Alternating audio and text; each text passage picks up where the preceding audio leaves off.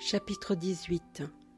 Quand Arthur pénétra dans son appartement parisien, l'angoisse le saisit, le froid glacial d'un lieu non chauffé depuis son départ le pénétra tout entier. Des larmes perlèrent à ses yeux, une vague de désespoir l'envahit. Ce que des jours d'expectative et de faux semblants n'avaient pas réussi à déclencher, dans son cœur se révélait soudain. L'amour qu'il ressentait pour Siyahe se révélait, bouleversant son âme et son corps, creusant un sillon de douleur dans tout son être.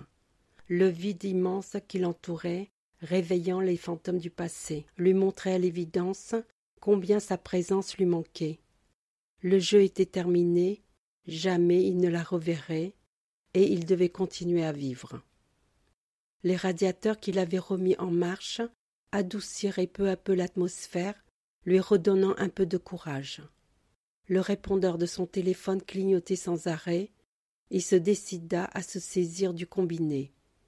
L'engin était saturé de messages, la plupart obsolètes, trop anciens pour avoir encore de la pertinence. Les plus récents, par contre, avaient de l'importance. Son patron s'impatientait. Il n'ignorait pourtant pas la date de son retour. Il n'attendit pas pour le rappeler, les choses avaient l'air urgentes. Au bout du fil, le chef ne lui laissa pas le temps de parler. « Enfin, tu es là. Qu'est-ce que tu fous? J'ai besoin de toi. Et vite encore. Tu as été choisi par Best Luxury Clothes. Tu vois qui c'est? Pour la présentation de leur nouvelle collection. C'est toi qui veulent. Tu dois te pointer à Londres demain après-midi pour les essayages. Je t'attends au bureau dans 1 heure.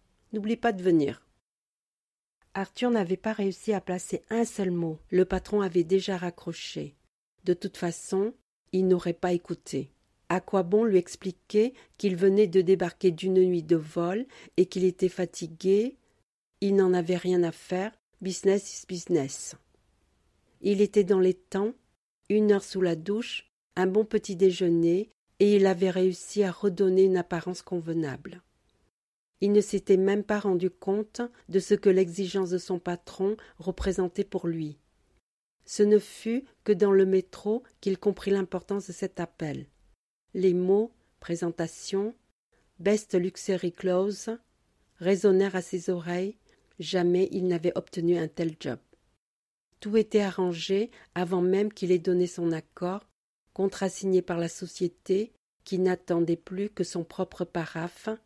Instructions sur le déroulement du show remises en main propre dans la berline du patron, s'il vous plaît. Direction Charles de Gaulle. Une nouvelle vie commençait. La société américaine, que se lançait sur le marché européen, avait fait les choses en grand. 20 de mannequins féminins, et pas des moindres, 5 masculins, dont Arthur, présentèrent les nouveaux modèles de la marque. Comme un pied de nez au destin, Kiyao faisait partie de l'aéropage. Quand elle le reconnut, elle sembla heureuse de le voir.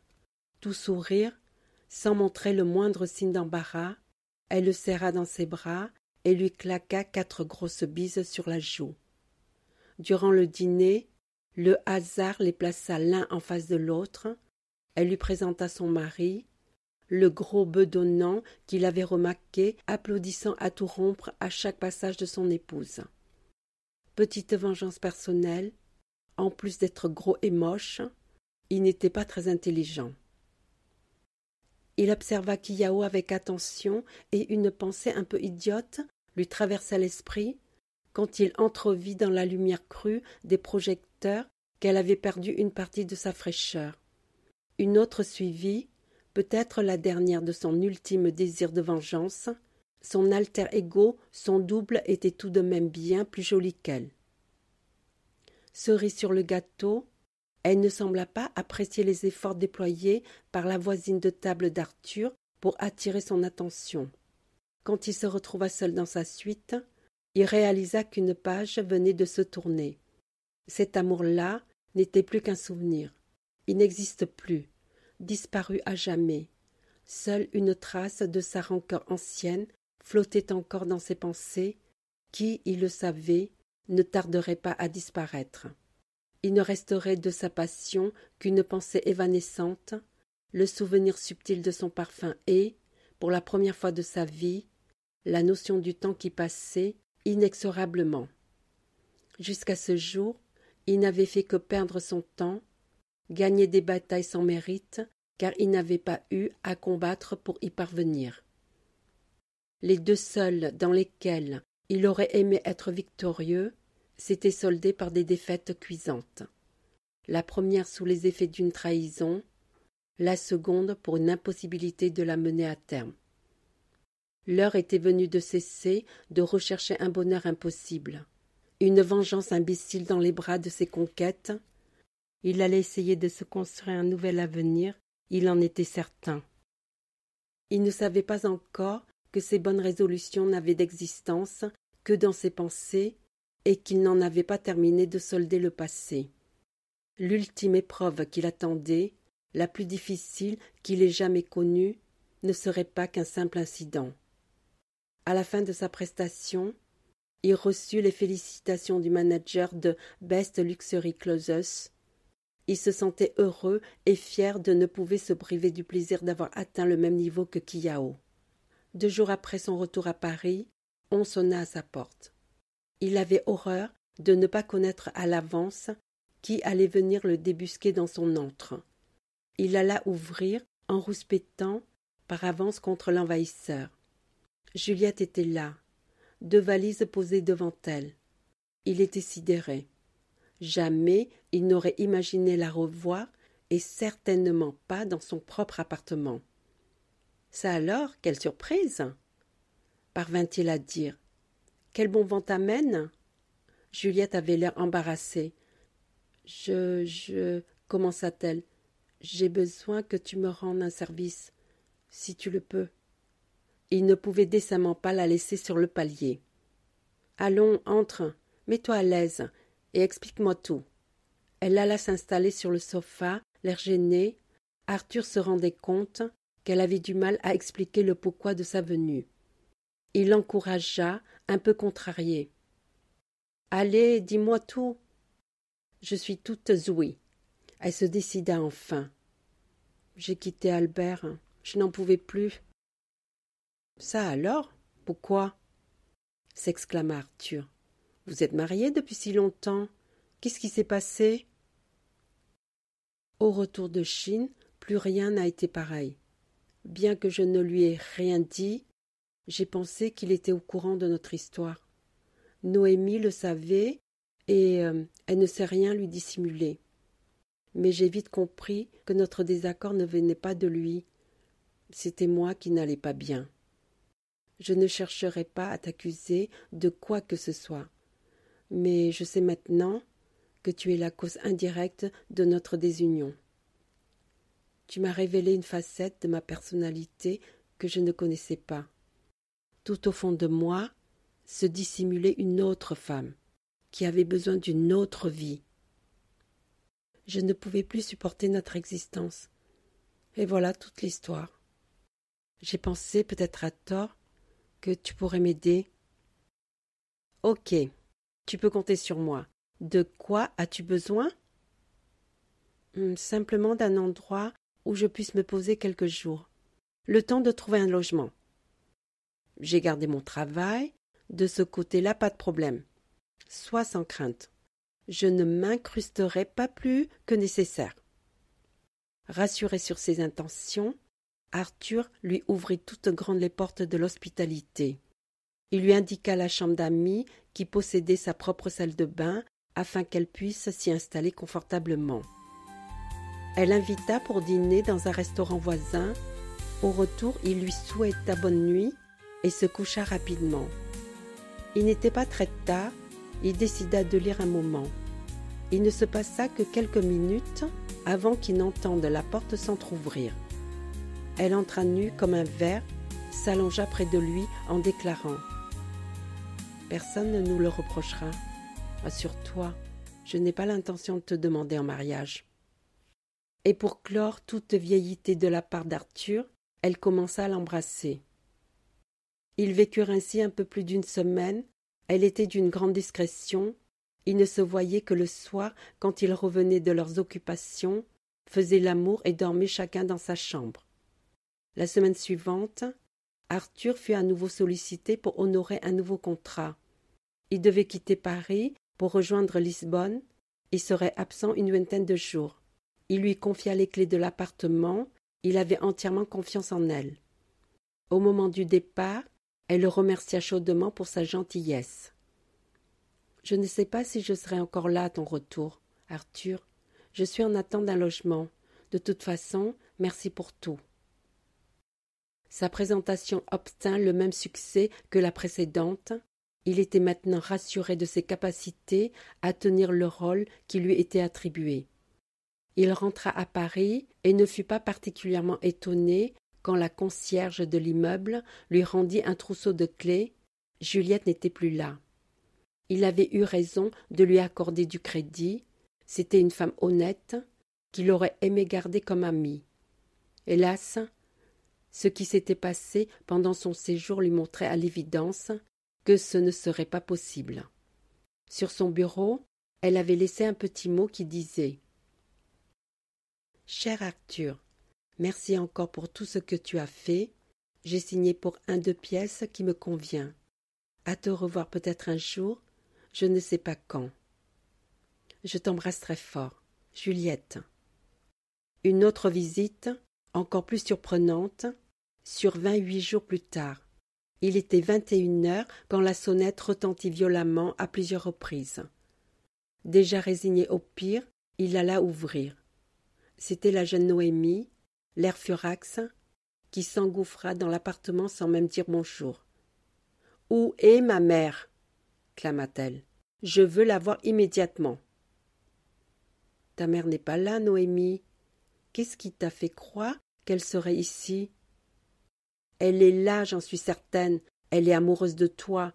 Où pourrait-elle être ailleurs ?» Arthur, amusé, lui rétorqua. « Eh bien, cherche-la. » La gamine fouilla chaque pièce de l'appartement, revint l'air dépité et se laissa tomber sur le divan du salon. Elle se mit à pleurer à chaudes larmes en gémissant doucement. « Mais où est-elle alors ? Je suis morte d'inquiétude. Elle ne donne plus aucun signe de vie depuis son départ de la maison. Elle nous a abandonnés. Tu sais, papa est désespéré et moi aussi. » Arthur n'avait pas l'intention de se montrer cruel avec la jeune fille et lui avoua tout. « Ne te fais pas de soucis, elle va bien. Tu as raison. Elle est restée quelques jours ici, dans la chambre d'amis.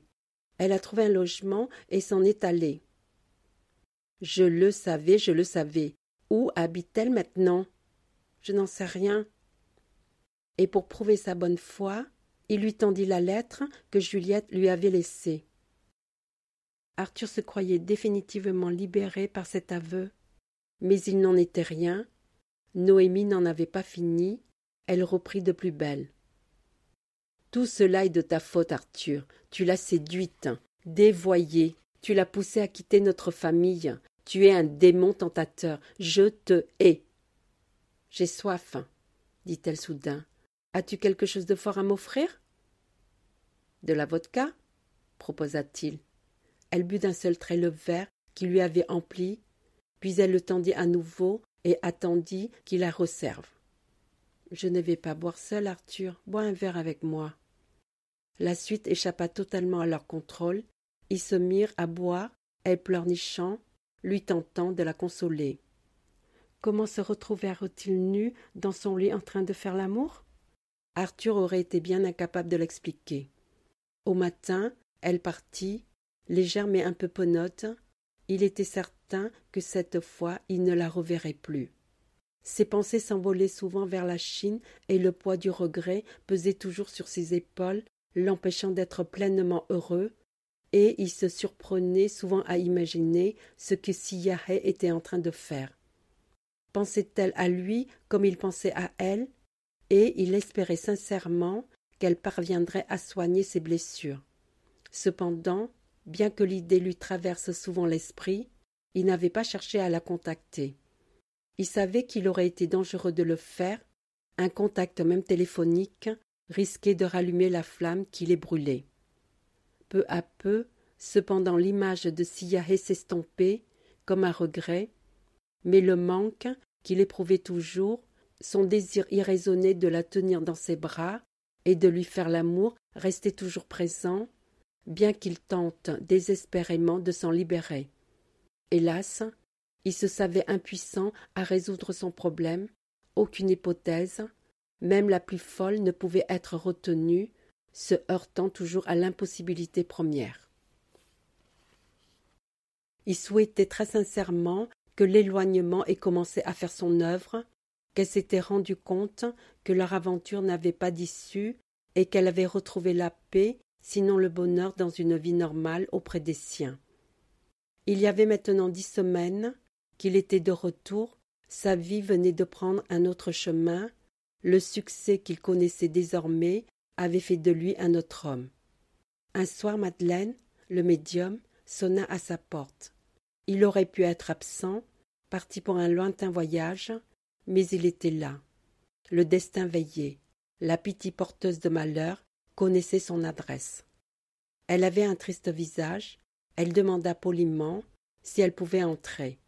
« J'ai quelque chose d'important et de grave à te dire. » Elle lui tendit la main, prit la sienne et frissonna à son contact. « L'ombre est toujours sur toi, Arthur, j'ai peur. Tu l'ignores certainement, car je n'ai jamais rien dit. Mais je suis toujours restée en contact avec Silla. Elle ne va pas bien, tu sais. Elle m'appelle de plus en plus souvent, presque quotidiennement. Elle ne t'oubliera jamais, quoi que tu fasses. Tu as insufflé l'amour dans ses veines et il n'en sortira jamais. Elle est possédée jusqu'à la fin de ses jours. Son leitmotiv permanent, ce qu'elle me confie chaque fois, c'est qu'elle ne peut t'oublier et qu'elle veut mourir. Tu peux me croire, Arthur, elle va attenter à sa vie avant longtemps. » Arthur était effondré, empli de culpabilité, car il savait bien que la sorcière avait raisonné juste, sa responsabilité est bel et bien engagée. Quelle mouche l'avait donc piqué en séduisant cette jeune femme, alors qu'il n'avait qu'à ouvrir les bras pour qu'une autre vienne s'y blottir? Il était honnête avec lui-même, et en dépit de tout ce que l'on pouvait lui reprocher, il était persuadé qu'il n'avait pas agi malhonnêtement avec Silla. Il n'avait pas consciemment cherché à la séduire, bien au contraire. Son désir de vengeance, pour faire payer aux autres le mal que son premier amour lui avait fait, s'était exprimé dans bien d'autres sujets.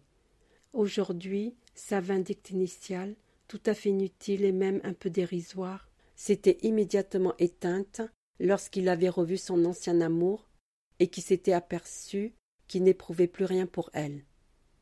Je suis très conscient de la souffrance qu'elle peut éprouver et j'assume pleinement ma part de responsabilité dans ce naufrage, Madeleine. Puisque tu es là, je peux te faire une confidence. Moi aussi, je l'aime, mais cela tu le sais déjà. Pourtant, je ne vois pas ce que je peux faire. Tu sais comme moi, je n'ai aucun moyen de la consoler. Jamais elle ne pourra résoudre le dilemme qui la tourmente. Quitter son mari et sa fille lui sera éternellement impossible. Tu la connais mieux que moi. Donne-moi un conseil. Si tu en as un, que je puisse suivre. Je n'en ai aucune idée, tu vois, le mal est fait. Je ne pense pas que tu pourrais la convaincre de t'oublier. Je ne suis même pas certaine que si tu allais la voir, tu serais capable de réparer le mal que tu as provoqué. Je vais encore tenter de la joindre. J'ai peu d'espoir. Il y a plusieurs jours, je n'y suis pas parvenue. » Il n'avait plus rien à se dire. Elle le quitta rapidement, en lui assurant que si elle avait des nouvelles, elle l'appellerait. Il tourna en rond pendant 2 jours, incapable de se concentrer sur la façon de parvenir à régler cette sombre histoire. Une question lancinante ne cessait de lui tarauder l'esprit. Que pourrait-il dire? Comment pourrait-il agir pour faire amende honorable? Madeleine lui avait laissé le numéro de portable de Silla, celui de l'agence, ainsi que l'adresse du bureau. À tout hasard, il essaya joindre l'une ou l'autre, sans succès. Le 3e jour, il reçut un coup de fil de son patron. « Bonjour, Arthur. Je t'appelle pour te prévenir que le défilé prévu à Rome pour la fin de semaine a été reporté à la suivante. Repose-toi, tu en as besoin. Je t'ai trouvé en petite forme. » Cette annulation changea la donne. Ce temps devenu libre lui semblait un signe du destin. Les 2 nuits suivantes ne lui laissèrent pas de repos, des projets les plus farfelus les uns que les autres, comme aller la chercher et la ramener avec lui, tout laisser tomber et aller s'installer en Chine. Au 3e matin, un désir incontrôlable de partir pour Pékin l'avait saisi. Il avait fini par se persuader qu'il ne trouverait jamais de solution en restant assis dans un fauteuil devant sa télévision. Seule sa présence physique auprès de Sia, avec tous les dangers que cela comportait, serait capable de désamorcer la catastrophe qui se profilait à l'horizon. Il consacra toute la matinée à se démener pour obtenir un vol et sa patience fut enfin récompensée. Une première classe s'était libérée pour le soir même. Il enfouit quelques affaires dans une petite valise, se précipita à Charles de Gaulle et réussit de justesse à prendre l'avion. Encore heureux que son visa fût encore en cours de validité. Le temps de vol lui parut interminable. En dépit de l'arrivée de la nuit et du confort de son siège, il eut le plus grand mal à trouver le sommeil. Aussitôt dégagé des formalités douanières, il héla un taxi pour se rendre à l'agence. Le peu de Chinois qui n'avait pas oublié lui fut bien utile. Le bureau était ouvert. Au travers de la vitre de la boutique, il observa qu'une seule personne était installée derrière son bureau. Quand l'employé finit par comprendre qui il était et ce qui il recherchait, elle éclata en sanglots. Une intuition terrible lui traversa l'esprit. Il était arrivé quelque chose. Il s'assit près d'elle et tenta de l'empêcher de pleurer en lui parlant le plus doucement possible. Elle finit enfin par se calmer et commença à lui raconter ce qui s'était passé. « Elle est morte, monsieur. Elle a mis fin à ses jours, il y a 2 jours. Elle ne s'était confiée à personne, pas même à sa famille. Nous ignorons tous pourquoi elle a accompli ce geste de désespoir. Il est vrai que depuis quelque temps, nous nous étions rendus compte qu'elle n'allait pas bien. Elle avait beaucoup maigri et avait perdu son entrain. Mais de là à se suicider, elle va être incinérée demain matin, suivant nos rites. » Elle accepta de lui fournir l'adresse du lieu de la cérémonie et lui confia que l'agence serait fermée et qu'elle s'y rendrait personnellement.